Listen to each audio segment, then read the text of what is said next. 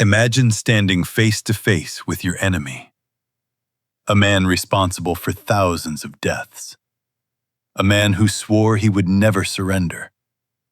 And instead of begging, he looks you in the eyes and says, "You'll have to kill me." "Now stop for a second. What would you do? Would you pull the trigger? Or would you do something that shocked the entire war?" Because General George Patton did the unthinkable. What he did next saved lives, changed history, and proved that war doesn't always erase humanity. This is the true story of the moment a German commander refused to surrender, and the American general who chose a path no one expected. It was late 1944. France was burning behind retreating German lines. The Allies had broken through Normandy, and now the war in the West was collapsing. At the center of it all was one man, General George Patton. His army did not slow down. They didn't wait. They didn't dig in for long battles. They moved, relentlessly, day after day, town after town, road after road. Patton believed one thing: speed saves lives. The faster you advance, the fewer men die. While other generals planned, Patton attacked. While others paused, Patton pushed forward. German units were constantly outflanked, cut off, surrounded. Many surrendered without firing a shot. Some ran. Some collapsed from exhaustion. The front line wasn't breaking slowly. It was falling apart. And then, one small group refused to fall back. Just a handful of German soldiers, blocking a narrow road, led by a single officer. No tanks, no reinforcements, just determination. And when American troops demanded surrender, the officer stepped forward, straightened his uniform, and said words no one expected. "I will not surrender." Pause here for a moment. This war was already lost for Germany. So why stand and fight now? Was it bravery, pride, or fear of what surrender meant? Before Patton even arrived, this officer had already chosen his fate. Minutes later, General Patton himself arrived at the roadblock. Dust on his boots, engines roaring behind him. The fastest army in Europe, stopped by one man. Patton stepped out of his vehicle and looked at the German officer. Young, tired, but standing perfectly straight. Around them, weapons were aimed, fingers on triggers. One wrong move, and everyone would die. Patton spoke first. "Lay down your weapons." The officer didn't move, didn't blink, didn't lower his gun. Instead, he took one step forward and said calmly, "You'll have to kill me." Silence followed. Even the engines seemed quieter. Imagine hearing that in the middle of a battlefield. Not fear, not begging, just absolute refusal. At that moment, Patton could have ended it in seconds. One order, one shot, and the road would be clear. Many commanders would have done exactly that. But Patton didn't. He studied the officer, not as an enemy, but as a soldier. And then he asked something unexpected. "Why?" The officer answered, "My men are behind me. If I surrender, they die anyway. So I stand here." Now think about this. Would you respect that courage, or see it as pointless death? Because Patton saw something few generals ever did. Honor, even in an enemy. And that changed everything. Patton looked at the officer for several seconds. Long seconds. Seconds that felt like minutes. Everyone was waiting. For gunfire. For blood. For death.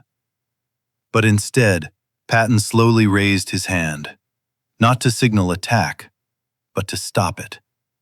And he said, "Lower your weapons." His own soldiers froze. They thought they misheard.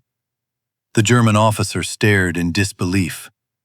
Patton stepped closer until they were face to face and said quietly, You're brave.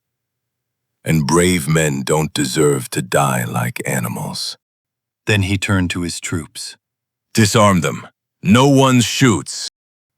German rifles hit the ground, one by one, not in defeat, but in shock. 20 soldiers, then 50, then hundreds, surrendered without a single shot fired. The battlefield that was seconds from exploding went completely silent. Patton had just captured an entire unit without killing anyone. Now imagine that moment, after years of brutal war, no bullets, no blood, just humanity. Have you ever heard of anything like that in war? Because what came next was even more unbelievable. The German commander expected one thing: execution or humiliation. That was how war worked, especially this late in the war. But Patton shocked him again. He ordered food, water, medical care, clean clothes. The officer could not believe it. He said, You'll have to kill me. Patton answered calmly, No, I don't kill soldiers who fight with honor. They sat down. At the same table, enemies, just hours ago, now talking like professionals. They spoke about battles, about mistakes, about men they had lost. Patton listened, not as a conqueror, but as a fellow soldier. And then Patton said something that stunned everyone in the room. History will judge us. I wanted to say we were human. Now stop for a second. If you were in Patton's place, after years of killing, could you sit and talk with the enemy who tried to destroy you? Most people couldn't, but Patton did, and the consequences were enormous. That single moment did not stay private. Word spread fast, very fast. German soldiers heard that Patton did not execute those who surrendered, that he treated officers with respect. Something rare happened. Units stopped fighting, not because they were weak, but because resistance no longer made sense. Entire groups surrendered without firing a shot. Front lines began to collapse, faster than tanks, faster than artillery, faster than any attack. One officer later said, We stopped fighting because killing no longer mattered. Think about that. Not fear, not bombs, not orders. But one human decision saved thousands of lives. Now ask yourself, was this mercy? Or was it the most ruthless strategic move of the war? Because Patton understood something. Breaking the enemy's will is stronger than breaking their bodies. And in those final months, that understanding ended battles before they began. But not everyone was impressed. High command was nervous, very nervous. Patton was winning too fast, moving too freely, ignoring strict orders, and now making his own rules. Some generals believed mercy made soldiers soft, that war must be brutal, that fear was the only control. They warned Patton was becoming dangerous, not to the enemy, but to the system. Behind closed doors, arguments exploded. Was Patton a hero or a commander who couldn't be controlled? Reports were written, complaints were filed, pressure grew. And quietly, without headlines, without announcements, Patton was removed from key frontline command. Not for losing, not for failure, but for thinking differently. Let that sink in. A man who helped end the war faster was slowed down by politics. Now be honest. Do you think they were right to stop him? Or did they punish the only general who truly understood how to save lives?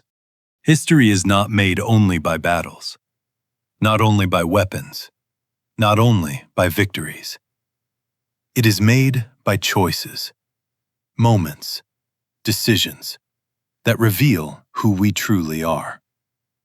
George Patton was built for war, but in one moment, he chose humanity over hatred, respect over revenge. And because of that, thousands of lives were spared. Maybe the war would have ended anyway, but those men lived because of one choice. Now ask yourself, if you were in Patton's place, face to face with your enemy, would you pull the trigger or offer mercy? Would you choose revenge or humanity? Tell me in the comments, what would you have done? And if you enjoy real war stories that show the human side of history, subscribe, because the past is full of moments that changed the world forever.